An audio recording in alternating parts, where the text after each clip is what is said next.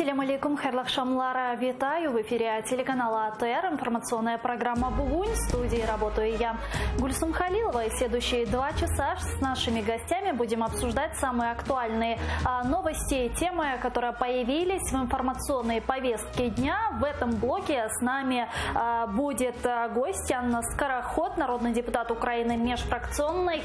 Здравствуйте. Добрый вечер. Ну, давайте перейдем к самым актуальным новостям и начнем с следующего. Часть народных депутатов Украины, которые прилетели на 50-й Всемирный экономический форум в швейцарском Давосе, заявили, что дорогу и их проживание финансирует украинский дом в Давосе, соучредителем которого является украинский олигарх Виктор Пинчук. Что касается итогов Давоса, премьер-министр Украины Алексей Гончарук в Фейсбуке написал, что главный вывод Давоса – доверие международных партнеров к Украине усиливается. Давайте его подробнее послушаем. Важный момент, чтобы избежать спекуляций. Речь только о стратегическом партнерстве, а не о продаже или концессии Укрзалезницы. Украинская железная дорога остается под полным контролем государства. И это точно. Точка. Вот такое заявление Гончарука, но я бы хотела начать со следующего. Объясните нам, простым людям, в чем суть этого форума. Вот поехали более 20 народных депутатов, представителей нашего правительства. А в чем суть? Каковы итоги? Ну, давайте начнем с того, что все-таки это международный экономический форум, и это большая тусовка больших экономистов, которые, как это говорится, занимают лидирующие места в мире. Почему туда поехали наши депутаты, мне непонятно. Возможно, чему-то поучиться, хотя это странный выбор. Вот. Учитывая стоимость проживания, перелета и вообще там принятия участия, в этом вообще можно узреть коррупционную составляющую, потому что, как заявлял Корниенко, то частично поехали за свои деньги, а вопрос, как они их задекларируют потом данную поездку. Кто-то поехал за счет денег фонда Возрождения, который принадлежит Соросу, мы все это точно тоже знаем. Поэтому, знаете, как тут больше уже вопрос к НАЗК, что они будут делать в связи с данной поездкой. А зачем они туда поехали, для чего? Знаете, как кто-то писал, что главное, чтобы их не перепутали с официантами. Но с моей стороны, я бы сказала, главное, чтобы их не перепутали со студентами 1-2 курса на практике. Ну, вы так интересно заменили форум и мероприятия, которые там проходили, словом «тусовка». Почему? Потому что все знают, что испокон веков, когда оно воссоздавалось, это именно то место, где большие игроки экономического мира заводят, как это сказать, связи, да, налаживают какие-то отношения и тусуются вместе, катаются на лыжах. Вот и все. Ну вот действительно, после того, как поехали наши нардепы, более 20, большинство это представители фракции «Слуга народа», и действительно много звучало версий, а за чей счет. Одни говорят, что Виктор Пинчук все оплачивает, другие говорят, нет, за свой счет поехали и так далее. Какова ваша версия? Я думаю, что там все-таки большинство поехало за счет фонда Возрождения Сороса, господина Сороса. Вот, поэтому вопрос сейчас к НАЗК на самом деле. Как они на это отреагируют, будут ли открывать дело и делать проверку. Потому что мы все знаем, что это не принятая практика, как нас пытались уверить, и такие вещи должны быть задекларированы. Ну вот, судя по заявлениям Гончарука, он сказал, что главным итогом форума, на котором мы участвовали, это является доверие, ну как он сказал, да, прямая речь, доверие к Украине усиливается. Вот вам как это видится? Действительно ли доверие наших международных партнеров нашей стране усиливается? Или же это просто такое декларативное заявление со стороны премьер-министра, ведь что-то надо было сказать? Вы знаете, учитывая то, что говорил Давид Арахамия в Давосе, учитывая то, что говорил Гончарук в Давосе, то лучше бы они молчали, наверное, и нам было бы меньше расхлебывать Вот, потому что расписываться в собственной глупости на таком международном уровне недопустимо. И все эти заявления, и те няни, которые, те остановки евроинтеграции, которые заявлялись, вы знаете, кроме как удивления и, наверное, большего отторжения от нас, они результаты нести точно не будут. И о каких можно говорить инвестициях, когда у нас свой собственный народ не доверяет стране, и, как это говорят, да, хранять деньги в банке, только не в настоящем банке, а в обычной стеклянной банке. Вот. Поэтому я думаю, что тут нашим политикам, как это сказать, либо стоит освободить места, потому что их некомпетентность уже просто зашкаливает. И просто с такими темпами мы в скором времени можем оказаться на еще большем дне. Ну, давайте подключим к нашей беседе народного депутата от фракции «Голос» Ярослава Железняка, который находится в Давосе. Ярослав, вітаю вас. Здравствуйте. Да, доброго вечора. Я вже трішки внесу коррективы, я уже повернулся с Давоса. Да, вы уже вернулись, но по возвращению с Давоса, как вам понравилось, чем приехали, какие итоги? Дивіться, я думаю, що ітоги буде набагато краще вже і розуміти, і презентувати, коли будуть реальні результати. Це, напевно, те, що повинні робити всі політики. Точно скажу, що це була дуже корисна подія, в тому числі для України, і по деяким вже показникам ми можемо точно стверджувати. Наприклад, це от те залучення, яке провів Мінфін щодо розміщення єврооблігацій.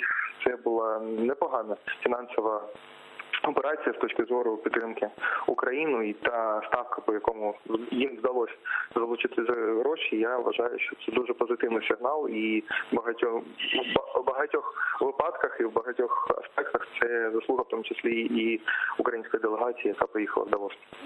Премьер-министр Украины Алексей Гончарук сказал, что основным итогом форума в Давосе для Украины это стало следующее, цитирую, усилилось доверие со стороны международных партнеров к Украине. Вот вы это ощутили, перебывая там в Давосе? Возможно, вам удалось пообщаться с кем-то из международных наших партнеров, рассказать про ситуацию в нашей стране, про оккупацию Крыма и про военную агрессию России на востоке нашей страны?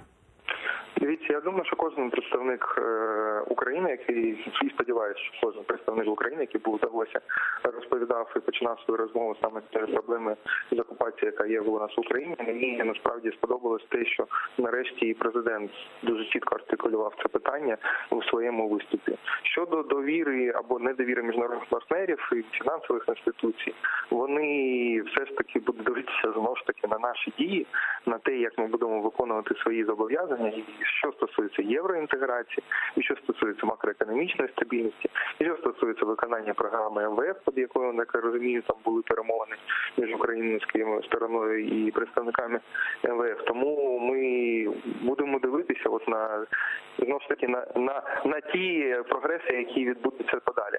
Але із моїх власних спостережень і спілкування з міжнародними інвесторами, вони всі задоволені тими економічними змінами, які у нас відбуваються, але є трішки бентежить, можемо так дуже коректно, та політична ситуація, яка відбувається, коли у нас є концентрація влади в одних руках. Але знову ж таки, ми будемо бачити все результатом. Ну, понятно. И еще у меня вот один вопрос. Пока украинские нардепы находились в Давосе, здесь у нас в стране интересовались, за чей счет туда поехало такое количество делегаций.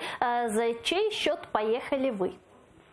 Ну, давайте я буду коректним, скажу, що не всі народні депутати, різні народні депутати, оплачували або фінансували свою поїздку по-різному, тобто не треба їх узагальнювати. За себе скажу, що мою участь у делегації Давос оплачував пул донорів, це був і Фонд відродження, і Горизонт Капітал, і Western Union, і, наскільки відомо вже, фонд Кінчука, але це був пул пулу донорів, які нам сплачував реліт та деякі заходи, які відбувалися.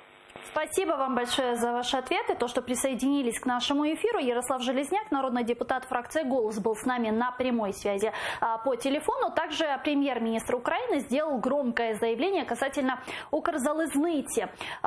Он сказал, что хочет отдать немцам в управление его на 10 лет, то есть украинскую железную дорогу. Сегодня же он объяснил свои слова немного иначе. Как? Давайте послушаем его цитату.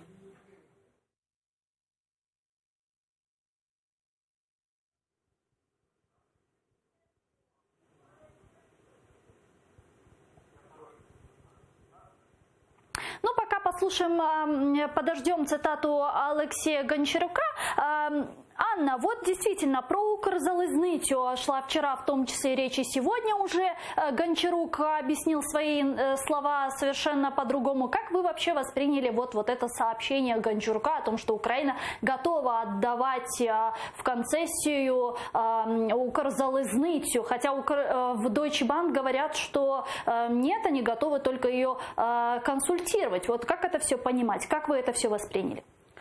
Ну, давайте начнем с того, что с утра Гончарук напрямую заявил, что мы передаем в концессию Deutsche Bahn Укрзалезницу, а через 2 часа сам Deutsche Bahn это опроверг. Да.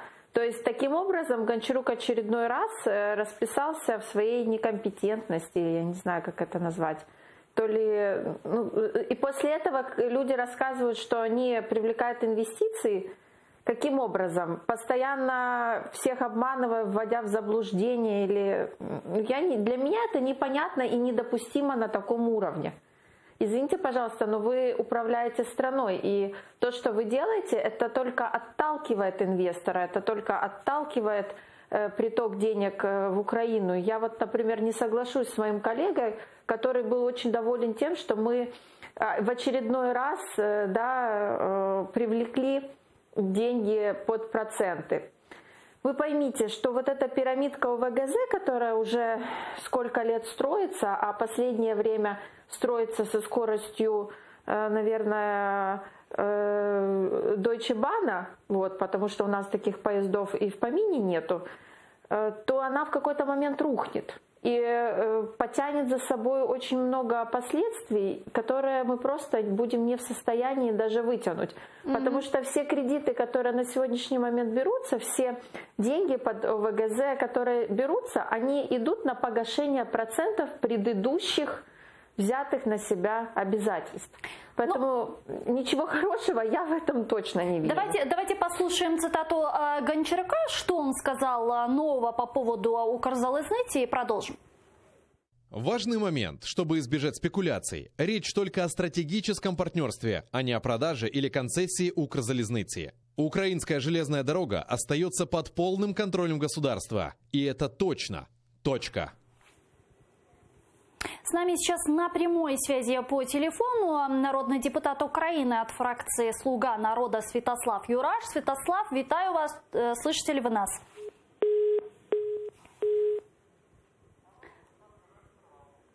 Да, мы сейчас попробуем еще раз перезвонить Святославу Юрашу. Пока что он у нас сорвался. Как вы думаете, Анна, вот такие маневры с стратегической инфраструктурой в условиях военной агрессии со стороны Российской Федерации, они безопасны?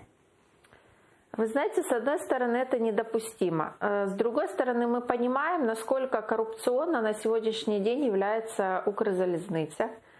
И что с этим что-то надо делать. Я понимаю, что у нас побороли коррупцию в верхних эшелонах власти, как нам это раньше заявляло наше правительство, просто его возглавив.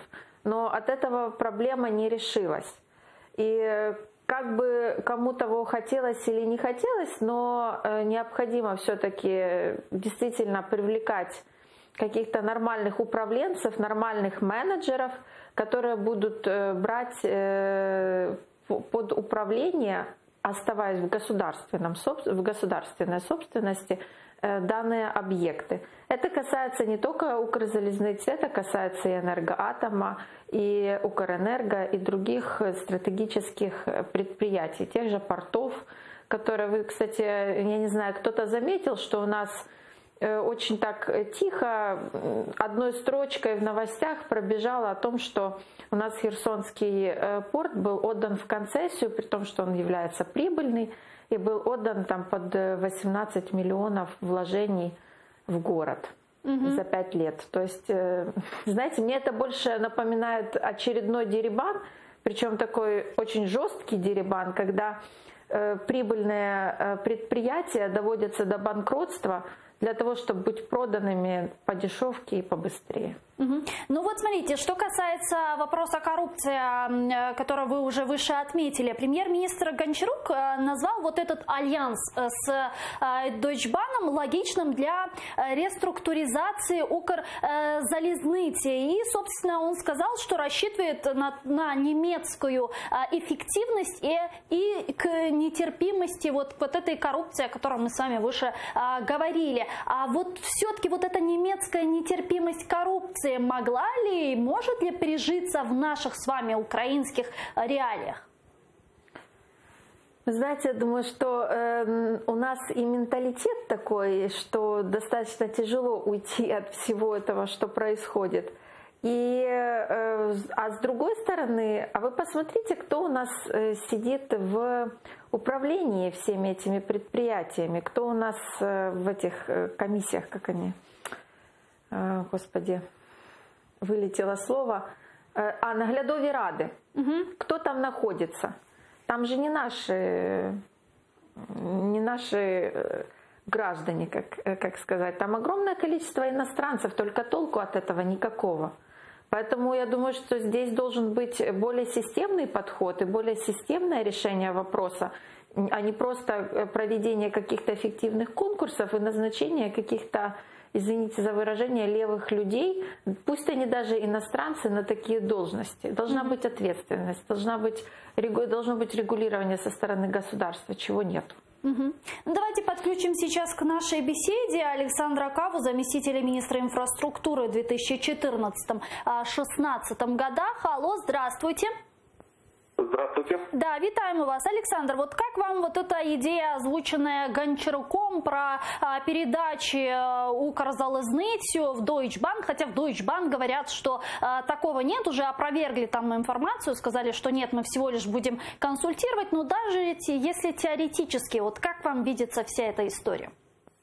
Ну, на самом деле в мире нет прецедента передачи железных дорог в управление иностранным компаниям. Вот есть прецедент передачи в концессию железных дорог Армении, вот, но это небольшая страна, где сеть железных дорог всего лишь несколько сотен километров. А крупных компаний прецедентов нет. Тем более, что немецкие железные дороги, Deutsche Bahn, это государственная компания, которая получает и существует благодаря огромным государственным дотациям из федерального бюджета Германии, из бюджета федеральных земель.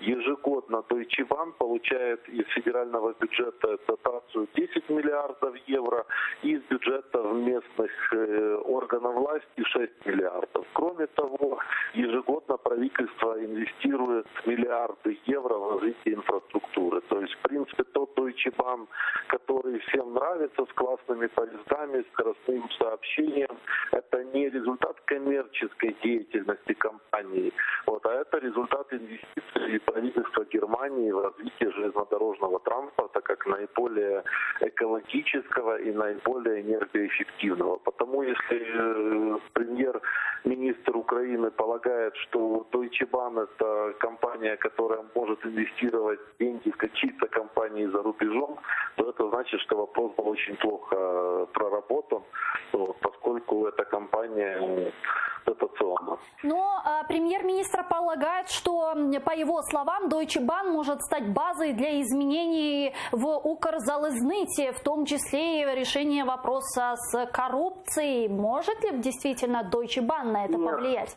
К сожалению, это свидетельствует, что премьер не владеет ситуацией в одной из ключевых отраслей Украины. Главные проблемы Укрзалезницы находятся на улице Грушевского в городе Киеве. Именно в правительстве, которое возглавляет премьер-министр, и в парламенте.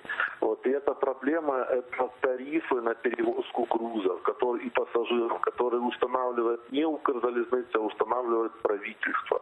Эти тарифы установлены на уровне гораздо ниже себестоимости. Например, пассажирские перевозки тариф покрывает всего лишь треть расходов на такие перевозки. В грузовом сегменте Укрзалезницы ежегодно датируют украинских олигархов на 45 миллиардов гривен. Вот, и это все с подачи украинского правительства. Вот, коррупция, она на Укрзалезнице есть, но по сравнению с коррупционными тарифами, которые установлены правительством, то коррупция на закупках на этом фоне просто меркнет. Вот, и никакая немецкая компания эти проблемы для Укрзалезницы не решит, кроме самого правительства Верховной Рады.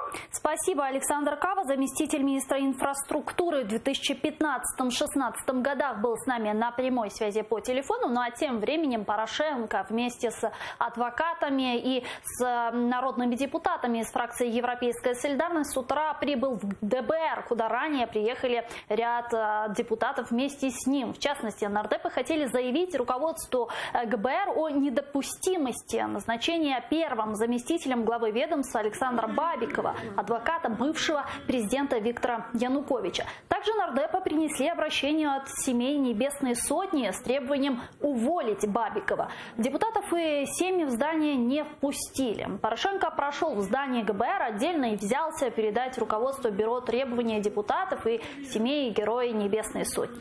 Порошенко получил повестку о вызове для допроса в качестве свидетеля на 24 января 2020 года. Допрос связан с делом о возможном совершении государственной измены при подписании Минских соглашений об урегулировании ситуации на Донбассе в 2015 году. В комментарии журналистам Петр Порошенко пояснил, что пожертвовал поездкой в Давос ради допроса. Давайте послушаем его прямую речь. Мені наголосили, що дуже важливо пройти сьогодні, 24 числа. Я був вимушений скасувати міжнародний візит. В Швейцарії, в Давосі в мене були заплановані низка міжнародних зустрічей.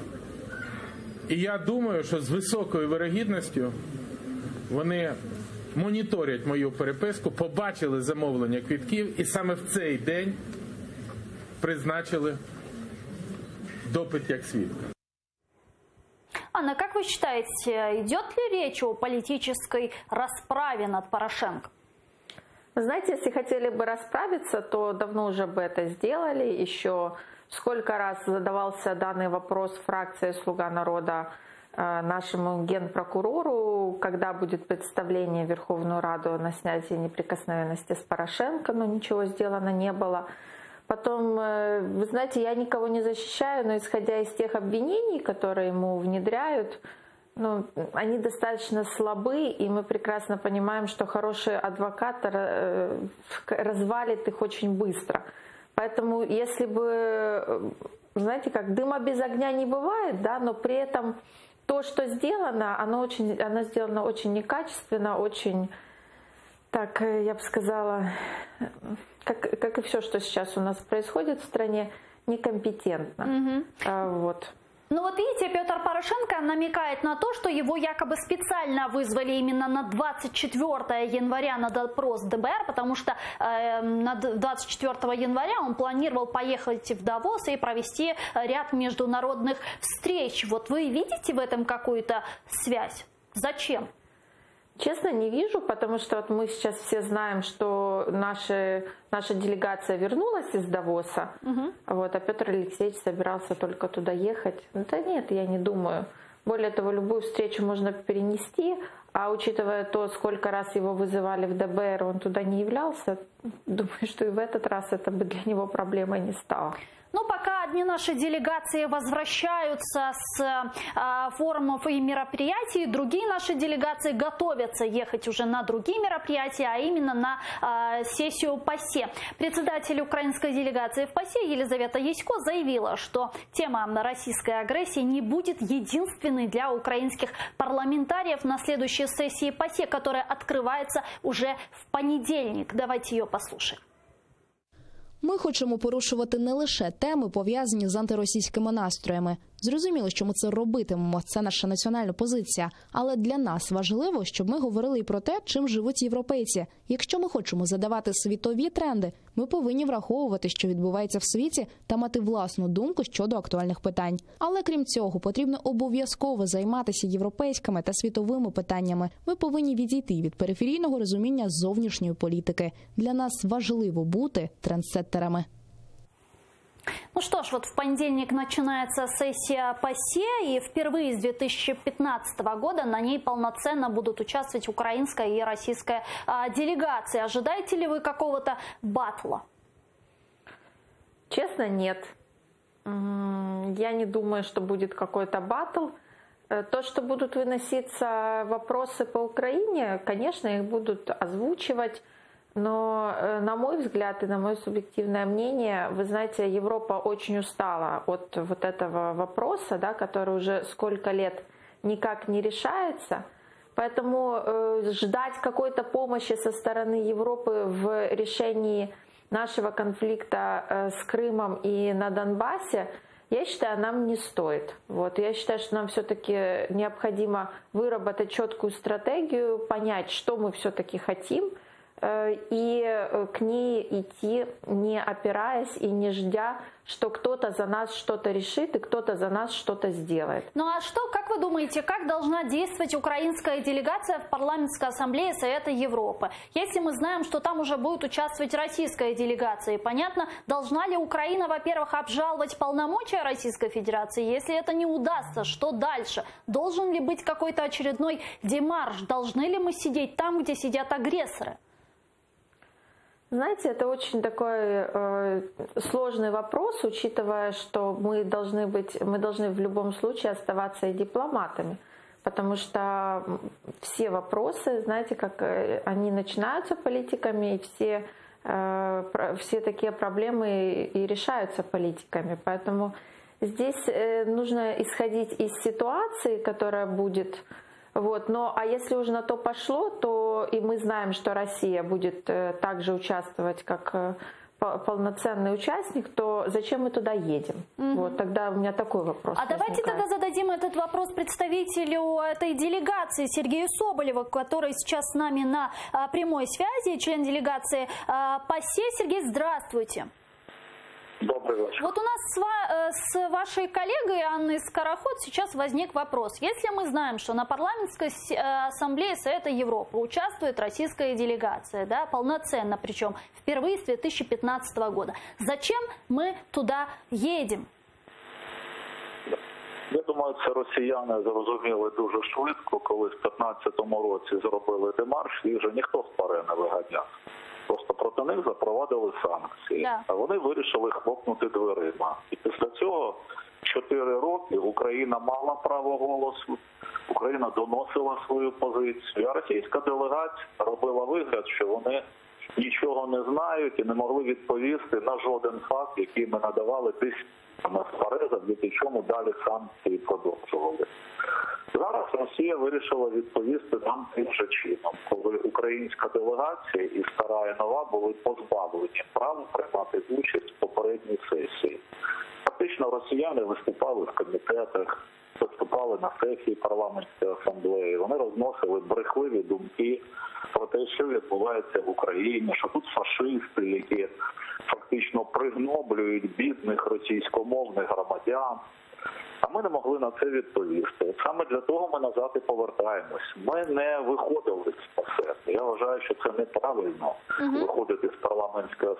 Це є трибуна, де присутні 47 країн, з 48, немає тільки Білорусі, де ми маємо можливість доносити свої думки. На жаль, через таку недолугу політику на попередній сесії ми втратили місця в ключових комітетах, які ведуть моніторинг, які призначають суддів Європейського суду з прав людини, які розробляють регламент. Тому я вважаю, що без сумніву нам треба перше питання ставити про те, чи має право російська делегація бути присутньою в залі, оскільки голосами Криму анексованого були обрані, в тому числі і представники багатьох партій. Ми хочемо подивитись на склад цієї делегації, бо вони додумались, наприклад, попередній раз прислати, але потім одразу відкликали представника анексованого Криму, який безпосередньо там обирався. Ми побачимо, чи є такі люди. І це буде підстава для того, щоб зупинити повноваження делегації. Тому, без сумніву, ми використаємо всі свої права, які у нас є. Але те, що це трибуна, де йде жвава дискусія, за цією логікою нам тоді треба вийти із Організації Об'єднаних Націй і з багатьох інших організацій, де ми можемо доносити принаймні свою позицію. Спасибо большое. Сергей Соболев, народный депутат Украины, член делегации ПАРЕ, был с нами на прямой связи по телефону. Анна, услышали мы, действительно, украинская делегация в ПАРЕ будет участвовать для борьбы. Это такая себе борьба против того вранья, которое несет российская делегация в кулуарах парламентской ассамблеи. Целесообразно, по-вашему? Я не могу не согласиться с Сергеем Соболевым.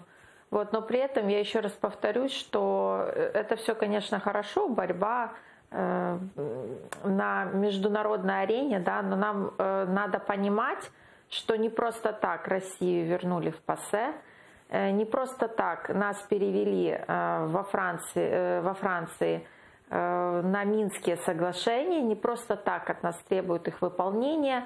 И давайте согласимся с тем, что конфликт длится уже очень давно, и нам необходимо не просто ждать, что за нас кто-то решит нашу проблему, а действительно выработать план, и выработать план в том числе политический, как мы действуем, чего мы хотим добиться, и все-таки больше полагаться на свои силы. В понедельник уже открывается зимняя сессия Парламентской ассамблеи Совета Европы, и мы будем следить за всеми событиями, которые происходят там. А тем временем госсекретарь Соединенных Штатов Америки Майк Помпео подтвердил, что планирует посетить нашу страну в ближайшее время. Об этом он сообщил в интервью Bloomberg, опубликованном на сайте Госдепартамента. Госсекретарь также отметил, что администрация президента США Дональда Трампа поддержала президента Украины Владимира Зеленского в его намерениях побороть в стране коррупцию и развивать демократию, и планирует поддерживать Украину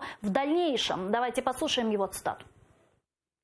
Україна знаходиться на межі демократії і тиранії в найсхіднішій частині Європи. Це країна, яка віддала свою ядерну зброю в кінці Холодної війни. І Америка взяла на себе зобов'язання, що ми будемо допомагати їм в ряді речей, щоб вони продовжували перебувати у безпеці і були суверенною нацією. Ми турбуємось за демократію всюди.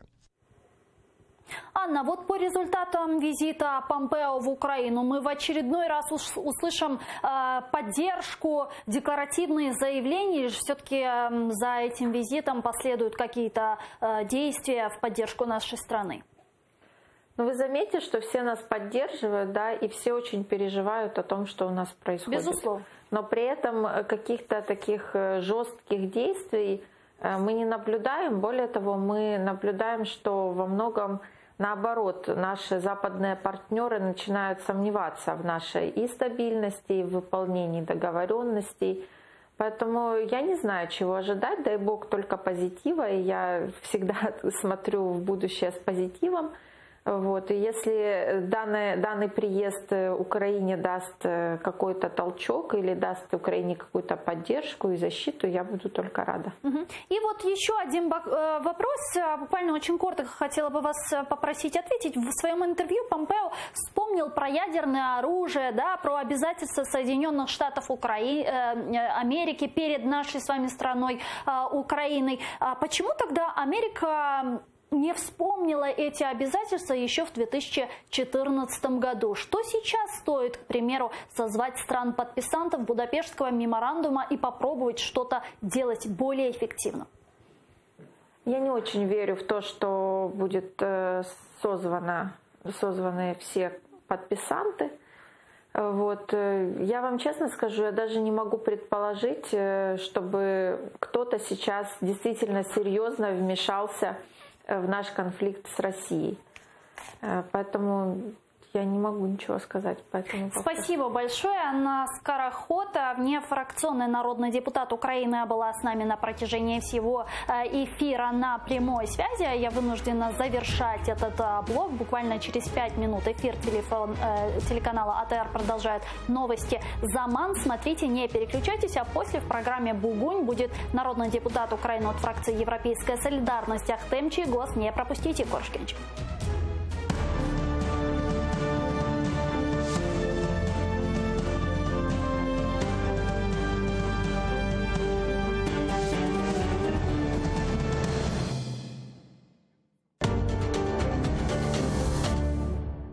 Мы должны не просто визуально